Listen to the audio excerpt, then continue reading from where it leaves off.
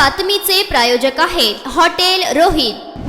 सरकारच्या सामाजिक व आदिवासी विभागाच्या निधीतून मुख्यमंत्री माझी लाडकी बहीण योजनेतील लाभार्थींना एप्रिलचा लाभ वितरित करण्यात आला। त्यामुळे संबंधित विभागाचे मंत्री नाराज झाल्याने आता राज्य सरकार केंद्राच्या मंजुरीनंतर 2025-26 या आर्थिक वर्षात 1,32,000 कोटींचे कर्ज घेणार आहे। त्यातील साधारणतः 3,000 कोटी रुपये दरमहा लाडक्या बहिणींसाठी वापरले जाणार असल्याची माहिती वित्त विभागातील सूत्रांनी दिली। राज्यांतर्गत उत्पादनाच्या 3% कर्ज राज्य सरकारला घेता येते। त्यानुसार कर्ज नेमकी कशासाठी पाहिजे या बाबींची जुळवाजुळव करून राज्य सरकारने कर्जाचा प्रस्ताव केंद्र सरकारच्या आर्थिक कामकाज विभागाकडे पाठवला आहे। त्यात राज्यातील सिंचन योजना, उत्तन ते विरार पर्यंतचा कोस्टल रोड अशी बाबींचा समावेश आहे। केंद्राकडून मे अखेर त्यास परवानगी मिळेल। त्यानंतर रिझर्व्ह बँक ऑफ इंडियाकडून कोणत्या महिन्यात किंवा आठवड्याला सरकार किती कर्ज घेणार याचे वार्षिक कॅलेंडर निश्चित होईल। त्यानुसार राज्य सरकार कर्ज घेऊन वैयक्तिक योजनांचा खर्च भागविणार असून अन्य रक्कम महत्त्वपूर्ण योजनांसाठी विशेषतः सिंचन योजनांसाठी दिली जाणार असल्याची सूत्रांनी सांगितले।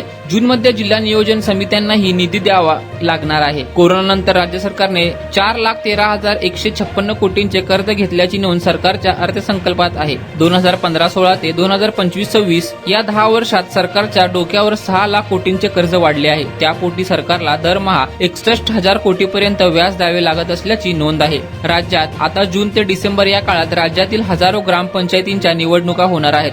याशिवाय दिवाळीत अन्य स्थानिक स्वराज्य संस्थांचीही निवडणुकांची शक्यता वर्तवली जात आहे। या पार्श्वभूमीवर लाडक्या बहिणी नाराज होऊ नयेत याची खबरदारी घेतली जाणार आहे। त्यासाठी कर्जाची रक्कम त्यांच्या लाभांसाठी वापरली जाणार असून दरमहा 25 तारखेपूर्वी लाभ त्यांच्या खात्यात जमा केला जाणार आहे।